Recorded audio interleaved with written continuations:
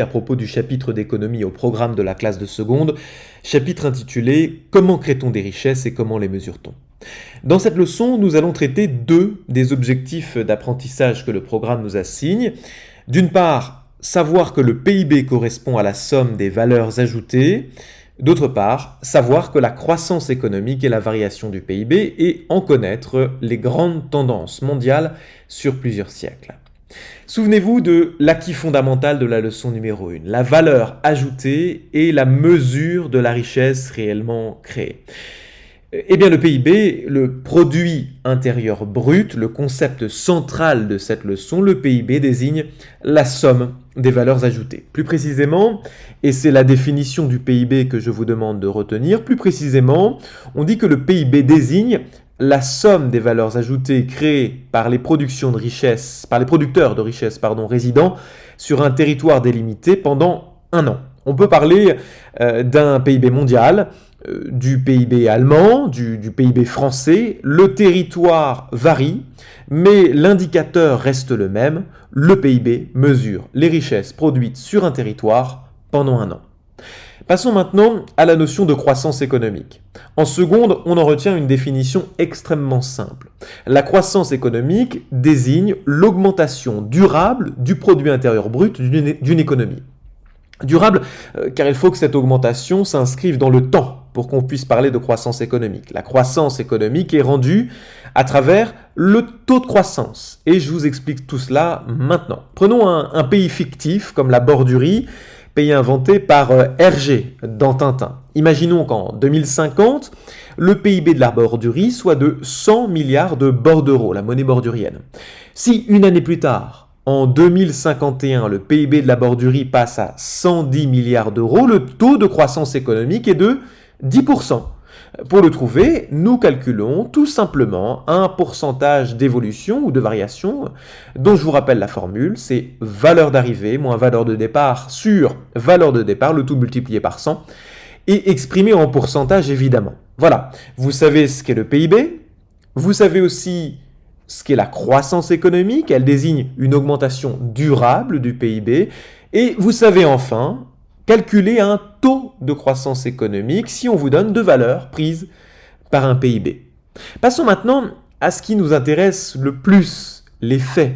Le programme nous invite, je cite, à connaître les grandes tendances mondiales du PIB sur plusieurs siècles. Nous allons essayer d'être à la fois plus précis et plus exhaustifs. D'abord, quelques ordres de grandeur. En avoir quelques-uns en tête, c'est fondamental pour développer des raisonnements économiques qui tiennent la route. Des ordres de grandeur, c'est souvent ce qu'il manque aux étudiants et aux élèves. Depuis le début de ce chapitre, nous parlons de création de richesses, mais combien de richesses sont produites en un an dans un pays comme la France? Je ne vous livre à dessein que des approximations, des ordres de grandeur justement, pour que vous les reteniez plus facilement. Ma source est ici la Banque mondiale, une des grandes institutions internationales qui participent au pilotage de l'économie. Et pour permettre des comparaisons, je ne vais pas exprimer les PIB nationaux dans les devises nationales, comme l'euro, le yen ou le renminbi. Non, je vais utiliser la monnaie ultra dominante du système économique et financier, le dollar.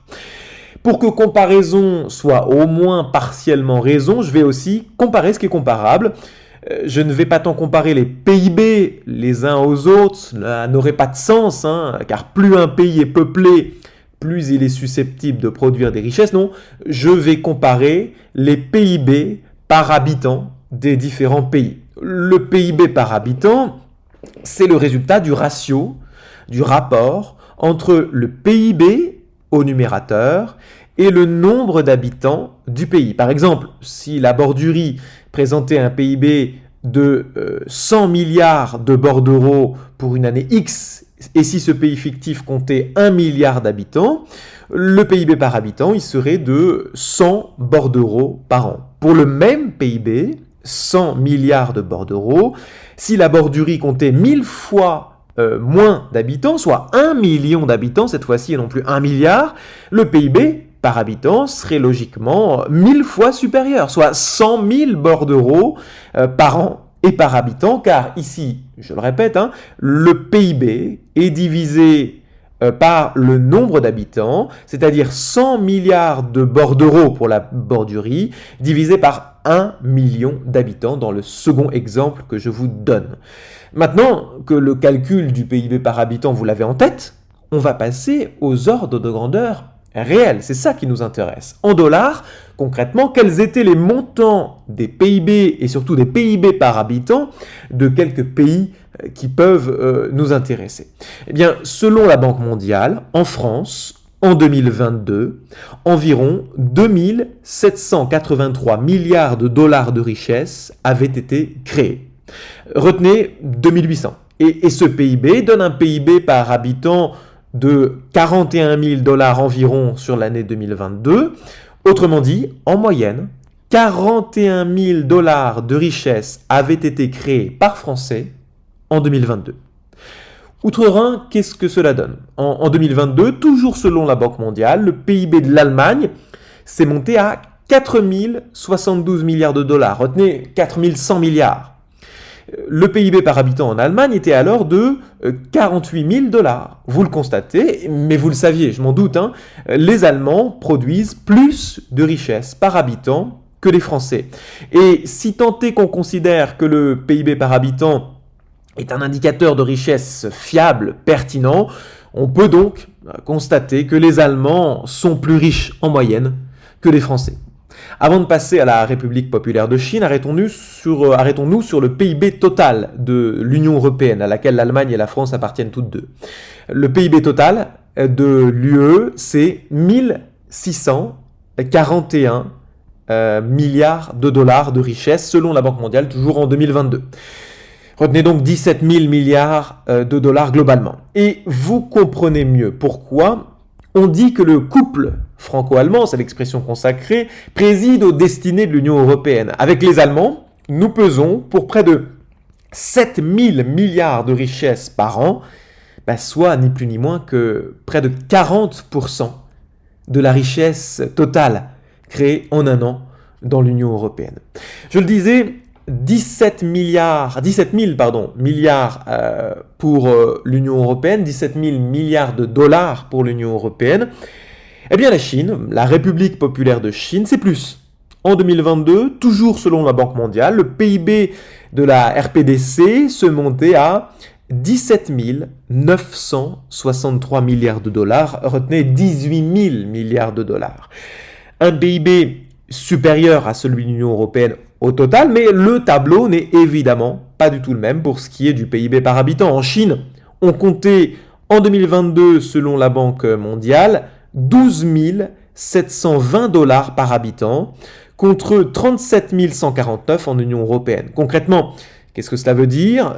Les Chinois, vous le savez, sont beaucoup plus nombreux que les Européens, et cela signifie donc tout simplement qu'en moyenne, les résidents de l'Union européenne étaient à cette date plus de 3 fois plus riches que ceux de la République populaire de Chine. On évoquait le cas des Chinois, passons maintenant aux Américains. Selon la Banque mondiale, en 2022 toujours, le PIB des États-Unis se montait à 25 463 milliards de dollars, soit un PIB par habitant de 76 000 dollars en 2022. C'est près de 2 fois le PIB par habitant de l'Union européenne et près de 6 fois le PIB par habitant en Chine. Faisons maintenant un détour par quelques économies de taille plus modeste, mais qui sont des pays avec lesquels nous entretenons des relations étroites, notamment parce que nous les avons colonisés. En 2022, selon la Banque mondiale, le PIB de l'Algérie s'élevait à 192 milliards de dollars. L'Algérie, qui comptait à cette date environ 44 millions d'habitants, affichait donc un PIB par habitant. Je rappelle que le PIB par habitant, c'est le ratio entre le PIB et le nombre d'habitants. L'Algérie affichait donc un PIB par habitant de 4 273 dollars, presque 10 fois moins que le PIB par habitant en France. En 2022, toujours selon la Banque mondiale, le PIB par habitant au Maroc, total au Maroc, se montait lui à 134 milliards de dollars et ce PIB rapporté au nombre d'habitants, c'était 3 527 dollars. En Côte d'Ivoire, toujours en 2022 et toujours Selon la Banque mondiale, la somme des richesses créées en un an s'élevait à 70 milliards de dollars, soit un montant de 2486 dollars par habitant. Au Sénégal, environ 28 milliards de dollars de PIB, soit 1598 dollars de PIB par habitant en 2022. Au Mali, le PIB 2022 était affiché à 18 milliards de dollars. Cela faisait 833 dollars de richesse par an et par habitant en 2022, toujours selon la Banque mondiale. Et enfin au Niger, l'un des pays les plus pauvres au monde, le PIB 2022 s'élevait à 14 milliards de dollars, soit 533 dollars par habitant et par an, toujours selon la Banque mondiale. Voilà, vous avez en tête des ordres de grandeur à propos du PIB et des PIB par habitant d'aujourd'hui. Et vous savez désormais que ces indicateurs de richesse, ils varient très fortement d'un pays à l'autre. Par exemple, en moyenne, en 2022, les États-Unis présentaient un PIB par habitant près de 90% supérieur au PIB français, 76 000 dollars par an et par habitant aux US contre 41 000 dollars en France. Par ailleurs, la richesse par an et par habitant est près de 50 fois plus élevée en France qu'au Mali, par exemple. Toujours 41 000 dollars par an et par habitant en 2022 en France, contre environ 800 dollars par an par habitant au Mali. Vous êtes au point sur les PIB et les PIB par habitant du présent. Mais qu'en est-il des PIB du passé ? Je vous propose d'examiner l'évolution de deux PIB. D'abord celle du PIB mondial sur la longue période et sur la période récente. Ensuite celle du PIB français sur la période contemporaine. Alors, quel était le PIB par habitant mondial il y a 10 000 ans ? Autrement dit, avec quelle richesse vivait en moyenne un homme en 8000 avant Jésus-Christ pendant un an ? La question peut prêter à sourire, mais un économiste a consacré une large partie de sa vie académique, de sa vie professionnelle, à compiler des données et à estimer ce PIB par habitant de l'ancien temps. Cet économiste, c'est Angus Madison, et voilà ce qu'il avait trouvé. Cela ne vous surprendra pas, mais jusqu'au XVIIIe siècle globalement, les hommes sur la planète Terre se sont contentés de très peu de richesses. On observe que le PIB mondial par habitant, regardez le graphique, commence à augmenter au XVIIIe siècle, son décollage s'accélère au XIXe, mais que c'est bien au XXe siècle qu'on a assisté à une forte élévation du montant des richesses créées en un an dans le monde, ramené à la population mondiale du moment à chaque fois. Voilà pour les grandes tendances historiques. Penchons-nous maintenant sur les dernières années et changeons d'indicateur. Regardons le taux de variation du PIB. Quand il est positif, c'est qu'il y a croissance économique, et quand il est négatif, c'est que le total des richesses créées diminue d'une année par rapport à l'autre, et vous retiendrez en seconde le terme de récession. La baisse du PIB, c'est la récession. Alors prenons le temps de comprendre ce graphique qui affiche donc le taux de variation du PIB mondial entre 1961 et 2020, toujours selon la Banque mondiale. En abscisse, les années, c'est simple. En ordonnée, le taux de variation du PIB mondial. Vous noterez d'abord que des années 1960 à aujourd'hui, le PIB mondial a presque toujours cru, c'est-à-dire augmenté. Ne vous trompez pas, quand le taux de variation baisse mais reste positif, le PIB ne décroît pas. Par exemple, on observe, regardez avec moi, une forte chute en 1975 du PIB mondial, mais le taux de variation du PIB mondial, entouré ici en rouge, est bien de plus 0,6%. C'est-à-dire qu'en 1975, la richesse produite en un an dans le monde a augmenté par rapport à l'année 1974, de très peu d'accord, de 0,66%, de 0,6%, excusez-moi, mais a augmenté quand même.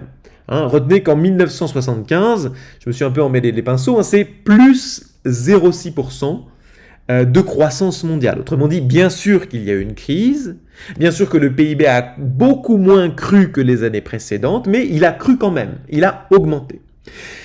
Observons maintenant une tendance de fond. celle du ralentissement de la croissance mondiale. Vous observez bien que dans les années 1960 et 1970, la croissance mondiale, regardez la tendance en verte, était en moyenne supérieure à 4%, mais que depuis lors, elle tourne plutôt autour de 3%. Voyons enfin ce que ce petit graphique nous permet d'identifier des moments de crise économique mondiale, de récession mondiale. Je rappelle que la récession désigne un recul du PIB, c'est-à-dire une baisse de la création de richesse d'une année sur l'autre. Eh bien, les crises mondiales, elles sautent aux yeux quand on regarde ce graphique. Récemment, une crise économique mondiale est survenue entre, vous le voyez, 2008 et 2010. Et elle se matérialise, vous le constatez, par une baisse du PIB mondial de moins 1,3% en 2009. Une autre crise est survenue 10 ans plus tard, la crise consécutive à la pandémie de la Covid-19. Et en 2020, le PIB mondial a reculé d'un peu moins de 4%, 3,4% de baisse. Quittons le PIB mondial pour s'intéresser au taux de croissance du PIB français. Même graphique, attention, on a changé de graphique, c'est les mêmes axes, mais ce ne sont pas les mêmes données. Même graphique tiré de la base de données de la Banque mondiale, et qu'observe-t-on pour le cas français spécifiquement? Globalement, les mêmes temps de crise qu'à l'échelle mondiale, un recul du PIB d'environ moins 1% en 1975, une baisse d'environ 2%, 2,8%, moins 2,8% en 2009, et une chute spectaculaire de moins 7,9% en 2020. Les mêmes crises et une tendance similaire sur la période. Des années 1960 à aujourd'hui, un tassement du taux de croissance également. Il est souvent supérieur, ce taux de croissance, à 5% dans les années 1960, 1970, et puis regardez à nouveau la tendance globale en verte, qui est en vert, elle est rarement, cette croissance économique française, rarement supérieure à 3% depuis les années 1990.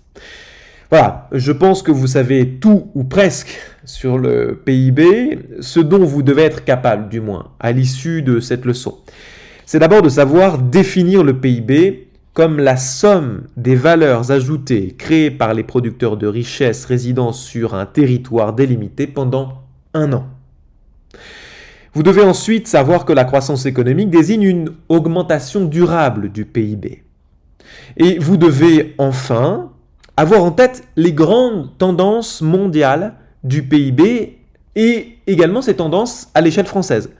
Sur très longue période, le PIB mondial n'a fait que croître, mais son rythme de croissance diminue depuis quelques décennies. Le PIB français connaissait, lui, des taux de croissance supérieurs ou égaux à 5% dans les années 1960-1970, alors que la croissance économique stagne autour de 2% par an aujourd'hui. Croissance qui a connu plusieurs coups d'arrêt. Un recul du PIB français a notamment été observé en 2009 et en 2020.